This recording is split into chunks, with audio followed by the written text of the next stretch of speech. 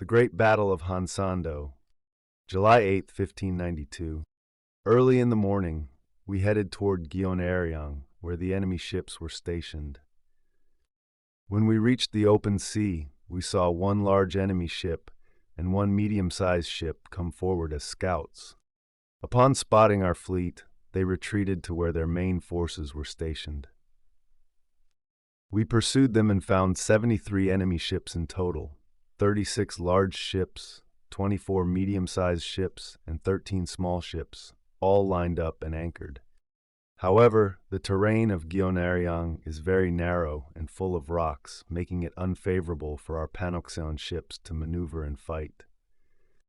If the enemy sensed they were at a disadvantage, they could easily escape to the shore. To counter this, we devised a plan to lure them into the open waters near Hansando, where they could not escape by swimming away. Even if they landed on shore, they would eventually starve to death.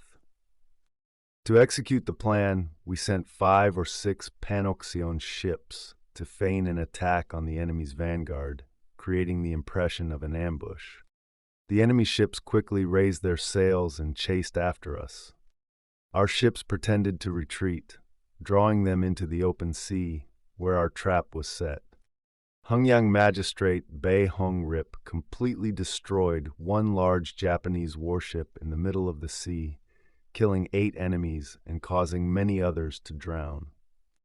Bangdap Commander Yi Sun Sin, not Admiral Yi, destroyed one large Japanese warship and killed 4 enemies, but focused more on shooting arrows than beheading enemies. He also chased and defeated 2 more enemy ships, burning them on the spot. Left Assault Captain Yi Ginam destroyed one large Japanese warship, killing 7 enemies. Left Special Captain John Man Ho, along with officers Yun Sagong and Ga An Chuk, destroyed 2 Japanese multi-decked warships in the middle of the sea and killed 6 enemies. Nakan Magistrate Shinho destroyed one large Japanese warship, killing 7 enemies. Nakdo Commander Jong-un fired cannons to break through 2 Japanese multi-decked warships. The Allied ships then attacked together, burning the enemy ships, killing 3 enemies, and rescuing 2 captive Koreans. Yodo officer Kim In-young destroyed one large Japanese warship and killed 3 enemies. Balpo Commander Hwang Jong-rak crushed one Japanese multi-decked warship, and Allied ships helped burn it. They killed 2 enemies in the process. Captain Song Young-min of the Right Special Unit killed 2 enemies. Choi Chonbo, the former magistrate of Hongyang, killed 3 enemies. Yeonghwa, a former officer of the Advance Unit, killed 1 enemy. Park Yiryang, captain of the Right Assault Unit, also killed 1 enemy. On the ship I was aboard, we killed 5 enemies. Son Yun-moon, the leader of a reserve unit, fired guns at 2 small Japanese ships and chased the enemy up the mountain. Choi Do-jeon, an officer of the 5th Command, rescued 3 young Korean boys. The remaining enemy fleet of 20 large ships, 17 medium-sized ships, and 5 small ships was destroyed and burned by the combined efforts of commanders from both the left and right divisions. Many enemy soldiers were hit by arrows and drowned in the water, their numbers too great to count. About 400 Japanese soldiers, seeing that the situation was hopeless, abandoned their ships and fled to the shore of Hansando.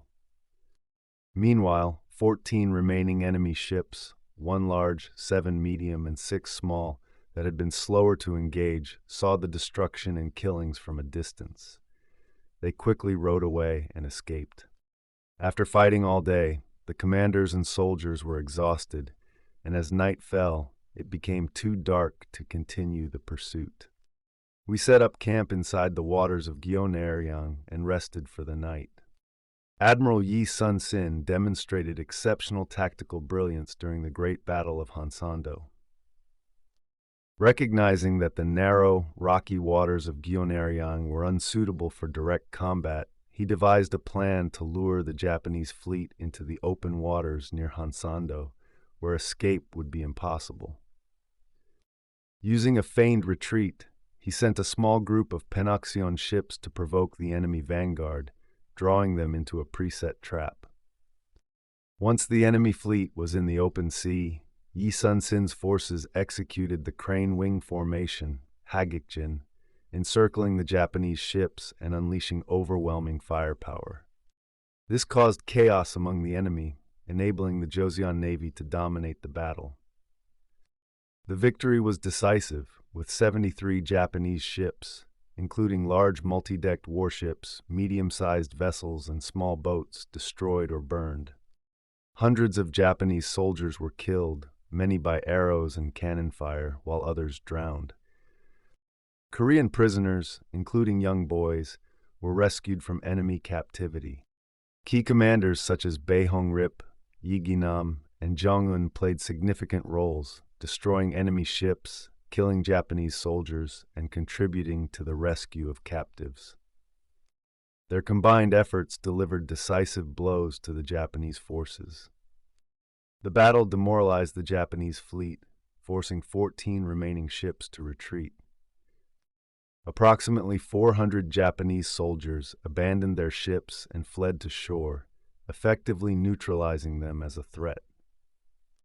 This victory solidified Admiral Yi Sun-sin's reputation as a brilliant strategist and dealt a critical blow to Japanese plans by securing the southern seas of Korea and disrupting their supply lines. It marked a turning point in the Imjin War, showcasing the strength, resilience, and adaptability of the Joseon Navy under Yi's leadership.